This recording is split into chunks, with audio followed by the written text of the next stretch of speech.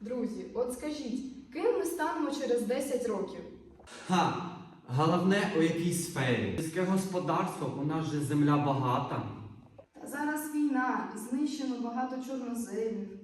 Тоді, може, хімічна промисловість, добрива, пластик. Ні, краще енергетика. Без енергії ніхто не виживе. Але ж багато електростанцій зруйновано. Тим більше треба розвивати відновлювальну енергетику, сонце, вітер, біомаса. Точно. Вдень сонячна енергія, вночі вітер.